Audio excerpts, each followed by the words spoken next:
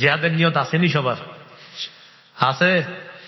না থাকলে মুনাফিক হয়ে মরতে হবে। সহিহ মুসলিমের বর্ণনা 1910 নম্বর হাদিস। قال رسول الله صلى الله عليه وسلم من مات ولم يغزو أو لم يحدث به نفسه مات على شعبة من النفاق। নবীজি বলেন, কেউ যদি মারা যায় জিহাদ না করে অথবা জিহাদের সংকল্প না করে, সে মুনাফিকই মৃত্যুবরণ করবে। নাউজুবিল্লাহ। জিহাদের নিয়ত থাকতেই হবে মুসলমানের। একবার দুইবার, একবার দুইবার, মাঝখানে যে একটা সময় গেল, একবার দুইবার, মাঝখানে একটা সময় হয়েছে না? দুইবারের মাঝখানে قال رسول الله صلى الله عليه وسلم من قاتل في سبيل الله فوق ناقة وجبت له الجنة। কোন ব্যক্তি যদি উটের দুধ দুইবার পান করা, দুইবার উটের দুধ পান করার মাঝে যেই পরিমাণ সময়, দুইবার উটের দুধ পান করার মাঝে যেই পরিমাণ সময়, এতটুকু যদি আল্লাহর রাস্তায় লড়াই করে, তার উপর আল্লাহর জান্নাত ওয়াজিব হয়ে যায়। এতটুকু নিয়ত আসেনি তো? আগে যে আওয়াজ এতটুকু ছিল না,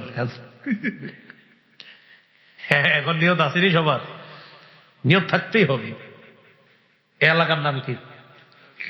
লক্ষ্মীপুর। দেখেন, এই লক্ষ্মীপুর থেকে আপনি নিয়ত করছেন, আল্লাহ আপনি যদি কখনো সুযোগ দেন আমি শহীদ হব, নিয়ত করছেন। এই নিয়ত করার পর কোন কারণে সুযোগটা আসে না, কিন্তু আপনি পাক্কা নিয়ত, আল্লাহ আমার পাক্কা ইরাদা, আমি শহীদ হওয়ার কোন সুযোগ পেলে আমি শহীদ হব। আপনার পাক্কা নিয়ত ছিল এরকম। এরকম যদি নিয়ত করতে পারেন কি হবে? সহিহ মুসলিমের বর্ণনা 1909 নম্বর হাদিস।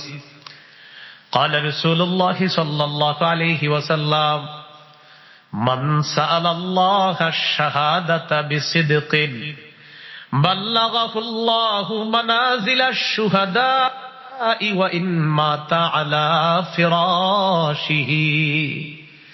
কোন ব্যক্তি যদি দিল থেকে নিয়ত করে আমি শহীদ হব, এই ব্যক্তি নিয়ত করার পর লক্ষ্মীপুর তার ঘরের বিছানার মধ্যে লোকটা মারা গেছে, নিয়ত ছিল আমি শহীদ হব, কিন্তু ঘরের বিছানায় লোকটা মারা গেছে। আল্লাহ তাআলা তার মনের খবর জানে, আসলে লোকটা শহীদ হওয়ার তামান্না ছিল। নবীজি বলেন, তার নিয়ত বিশুদ্ধ হওয়ার কারণে আল্লাহ তাআলা তাকে শহীদদের মর্যাদায় পৌঁছায় দিবেন। তবে জিহাদ ফরজের ফতোয়া আসলে করবো তো ইনশাআল্লাহ। ইনশাআল্লাহ আল্লাহ তাআলা তৌফিক দান করেন। একটা হাদিস শুনে, আবু দাউদের 2520 নম্বর হাদিস, 2520। উহুদের যুদ্ধে মুসলমানদের শহীদ হয়েছে কয়জন? 70 জন।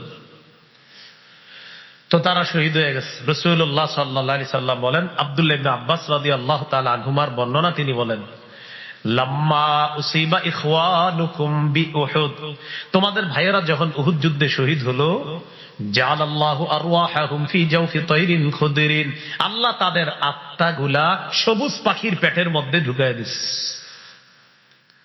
উহুদের যুদ্ধে শহীদ যারা হয়েছে তাদের আত্মাগুলা আল্লাহ তাআলা সবুজ পাখির পেটের মধ্যে ঢুকিয়ে দিছে।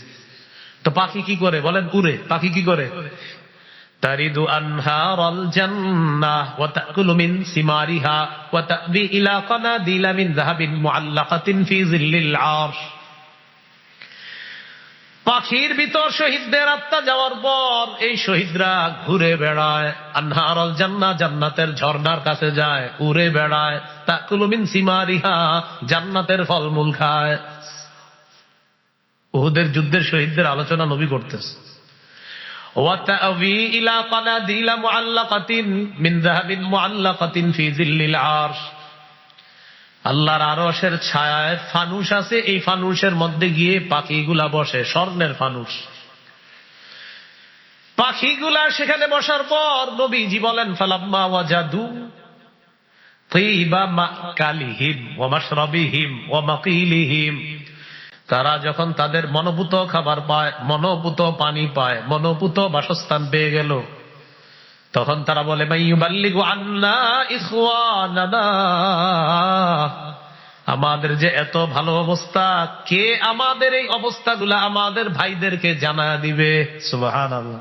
আবার বলছি, কারা বলতেছে? উহুদ যুদ্ধের শহীদরা, যে আমরা এত আনন্দে আছি, আমাদের খবরটা দুনিয়াতে যদি কেউ দিতে পারত। কেন? লিআল্লা ইয়াজহাদু ফিল জিহাদ ওয়ালা ইয়ানকুলু ইনদাল হারব, যাতে তারা এটা জানার পর জেহাদের ব্যাপারে অনাগ্রহ কখনো না দেখায়, আর জেহাদের সময় যেন অলসতা প্রদর্শন না করে। ইস, আমাদের এই অবস্থা যদি তাদেরকে কেউ জানাইতে পারত, তো আমার দুনিয়ার ভাইয়েরা জেহাদের প্রতি কখনো অনাগ্রহ দেখাইতো না, অলসতা করতো না। এটা শহীদরা জান্নাতে বৈশা বৈশা বলতেছে, ওই স্বর্ণের ফানুসের উপর ঝুলে ঝুলে বলতেছে। আল্লাহ তাআলা ওই শহীদদেরকে বললেন, উবাল্লিগুহুম আনকুম, আমি আল্লাহ তোমাদের ব্যাপারটা দুনিয়ার সবাইরে জানাই দিচ্ছি। তখন আল্লাহ সূরা আলী ইমরানের 169 নম্বর আয়াতটা নাযিল করছে। কোন সূরা? সূরা আলী ইমরানের 169 নম্বর আয়াত। হাফিজি কোরআন মাজিদ অনুযায়ী আপনার ওই 4 নম্বর পারা 11 নম্বর পৃষ্ঠায় পাবেন। আল্লাহ তাআলা বলেন, ওয়ালা তাহসাবান্নাল্লাযীনা কুতিলু ফী সাবিলিল্লাহি আমওয়াতা, যারা আল্লাহর রাস্তায় শহীদ হয়ে যায় তাদেরকে তোমরা মৃত মনে করো না। বাল আহইয়াউন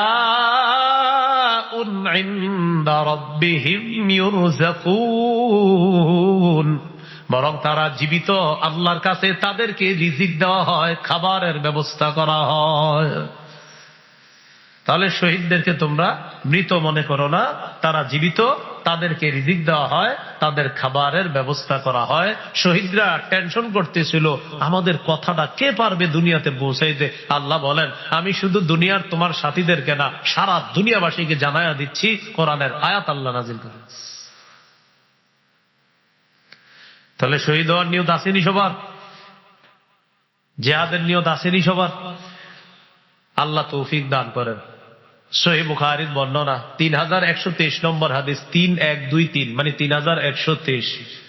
এই হাদিসের বর্ণনাকারী আবু হুরায়রা রাদিয়াল্লাহু তাআলা আনহু, তিনি বলেন, তাকাফফালাল্লাহু লিমান জাহাদা ফী সাবিলিল্লাহ লা ইউখরিজুহু ইল্লাল জিহাদু ফী সাবিলিহি ওয়া তাসদীকু কালিমাতিহি বিআন ইউদখিলাহুল জান্নাহ আও ইয়ারজিআহু ফী মাসকানিহি আল্লাযী খারাজা মিনহু মা নালা মিন আজরিন আও গানিমা।